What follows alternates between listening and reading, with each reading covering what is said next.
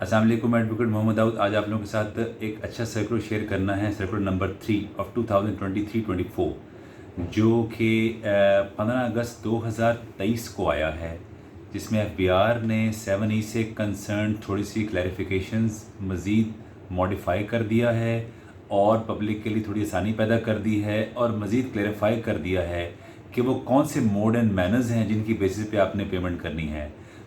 कुछ रिलैक्सेशन भी उन्होंने दे दिए हैं, उस हवाले से मैं कुछ जिक्र करना चाहता हूँ। जैसे कि आपको पता है, लाहौर हाई कोर्ट में एक पिटीशन फ़ाइल की गई थी, पिटीशन नंबर 52559, जो एक्चुअली 7E के हवाले से थी। उसी चीज़ को एफबीआर ने बेस बनाया, चूँकि उसमें जस्टिस शाहिद जमील खान साहब ने इसके कुछ हिस्सों को अल्ट्रा वायरिस कर दिया था, पर यह कह दिया गया था कि जो लाहौर हाई कोर्ट की जुरिस्डिक्शन में जहाँ जहाँ भी लाहौर हाई कोर्ट की जुरिस्डिक्शन लगती है, वहाँ जो प्रॉपर्टीज़ हैं उन पे ये टैक्स एप्लीकेबल नहीं होगा। उस सिलसिले में आपको बताऊँ, इस हवाले से हाई कोर्ट के अंदर कोई 1057 एप्लीकेशंस थी जो रिटें फाइल की गई थी, जिन बेसिस पे उन लोगों ने जिनकी केसेस फाइल हुए थे 7E के हवाले से, उस पे हाई कोर्ट ने इख्तियारात दे दिए कि इसको अल्ट्रा वायरस कर दिया जाए। अच्छा, अब इस सिलसिले में एफबीआर ने किया क्या है, अपना वो इंट्रा कोर्ट अपील फ़ाइल कर दी है। अब ये केस तब तक चलता रहेगा जब तक ये जजमेंट रिवर्स नहीं हो जाती, सस्पेंड नहीं हो जाती, या फिर वो एफबीआर वाले सुप्रीम कोर्ट नहीं चले जाते। अभी आईसीए का फ़ैसला आना है, उस बेसिस पे एफबीआर ने इस सिचुएशन को देखते हुए 7E में थोड़ी सी अमेंडमेंट की हैं, वो आपके साथ शेयर करना चाहता हूँ। और सबसे पहले देखा जाए, कुछ इन्होंने पॉइंट वाइज कर दिया है। मैं इस सर्कुलर को थोड़ा सा वो भी कर रहा हूँ, स्क्रॉल कर रहा हूँ आपको दिखाने के लिए। इन्होंने वही सर्कुलर जो नंबर 1 आया था 21 जुलाई 2023 को, उस हवाले से इन्होंने ज़िक्र किया था। फाइनेंस एक्ट और टैक्स ईयर 2022 में भी जिन लोगों ने अपनी रिटर्न्स फाइल की हैं, वो भी अपनी रिटर्न्स रिवाइज करेंगे। उस बेसिस पे 7E फाइल किया जाएगा तो उनकी रिटर्न्स सबमिट एक्सेप्ट की जाएंगी और वैलिड एक्सेप्ट की जाएंगी। उस सिलसिले में एफबीआर ने थोड़ी सी क्लैरिफिकेशन कर दी है। अब थोड़ी सी अमेंडमेंट इसमें कर दी गई है। अमेंडमेंट इस लिहाज से है कि वो सिलसिला अब 2023 के लिए एप्लीकेबल हो गया है और 2022 पे एप्लीकेबल नहीं होना, उसकी सिचुएशन ने कर दिया है। उन्होंने तमाम अथॉरिटीज़ को भी, जो ट्रांसफरिंग अथॉरिटीज़ थी, उनको भी क्लेरिफाई कर दिया है कि आपने इस सर्कुलर को जो नंबर 3 आया है, इसको इम्प्लीमेंट करवाना है। मैं कंटिन्यूसली इसको स्क्रॉल कर रहा हूँ।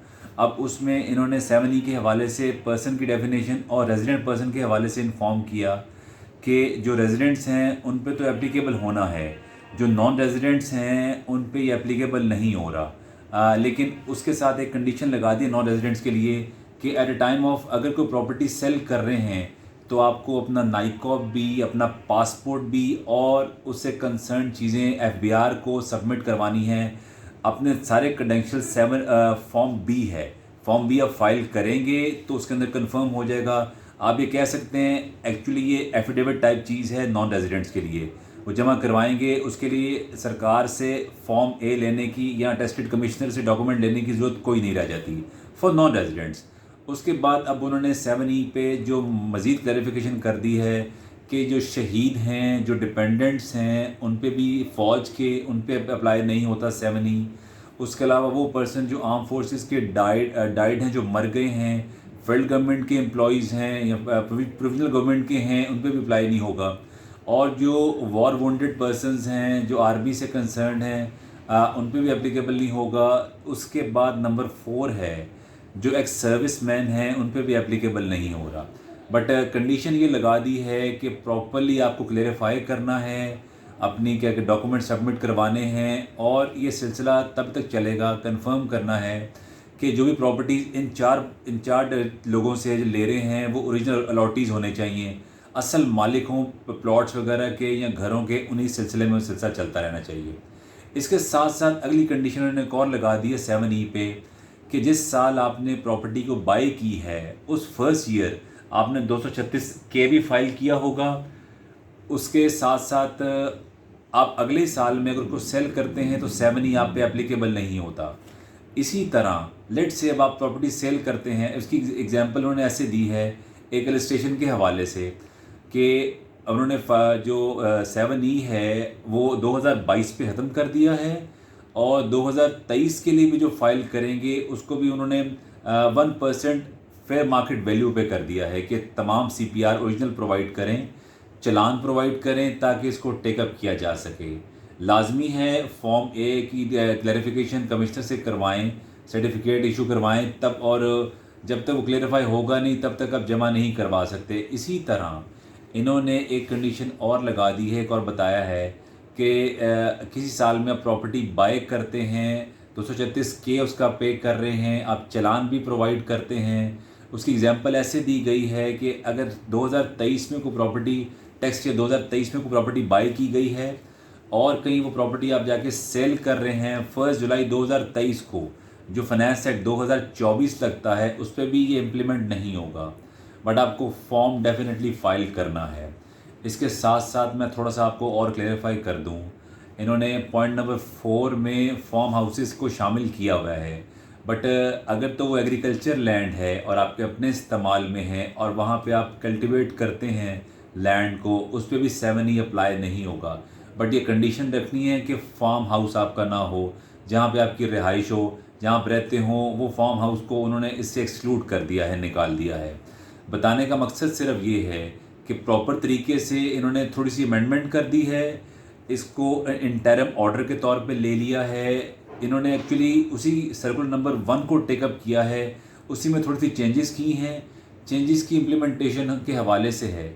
उसके बाद आखिरी वाली जो कंडीशन वो ये लगाई है कि ये 7E उस पर भी अप्लाई नहीं होगा जो कोई वो लोग जो हाउसिंग डेवलपमेंट सोसाइटीज़ बनाते हैं, कंस्ट्रक्शन करते हैं, प्रॉपर सोसाइटीज़ इंट्रोड्यूस कराते हैं उनके लिए, और उनके पास DNFBP का सर्टिफिकेट होना चाहिए जो गवर्नमेंट अप्रूव है, FBR वाले इशू करते हैं, उस पर भी इम्प्लीमेंट नहीं होगा 7E।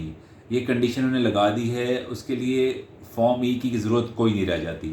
बट एक कंडीशन जो बहुत हार्ड और बड़ी हार्श किस्म की है, जो पॉइंट नंबर 5 है इसका जी, ये सारे के सारे कंटेंट इसी तरह ही रहेंगे जब तक डिपार्टमेंट इसको चेंज नहीं करेगा, और इसकी चेंजेस पॉइंट नंबर 6 में की गई हैं।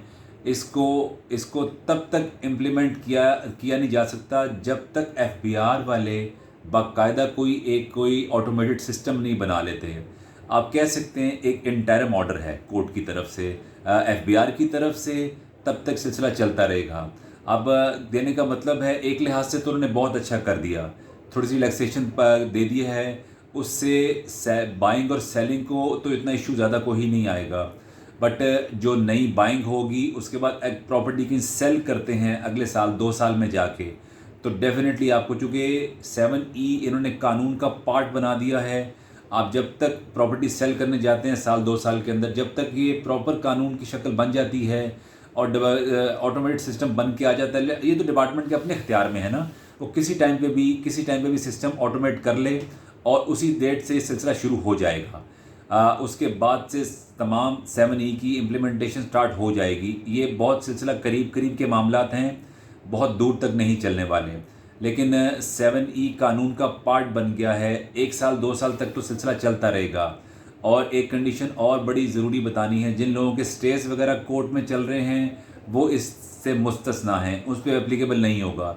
वही जो कोर्ट की मैंने जजमेंट के हवाले से आपका जिक्र किया, को 1067 लोग हैं, 57 लोग हैं, अब उन पे इम्प्लीमेंट नहीं हो रहा क्योंकि कोर्ट का स्टे चल रहा है। जब तक डिपार्टमेंट की ICA सस्पेंड नहीं हो जाती, उसके अलावा ये ऑर्डर रिवर्स नहीं हो जाता, तब तक इंटैक्ट रहेगा मामला। Thank you. इसके अलावा कोई भी इन्फॉर्मेशन आप चाहते हों तो मेरे चैनल को सब्सक्राइब भी करें, लाइक भी करें और बेल आइकॉन को क्लिक भी करें ताकि आपको फर्दर वीडियोस मिलती रहें। शुक्रिया।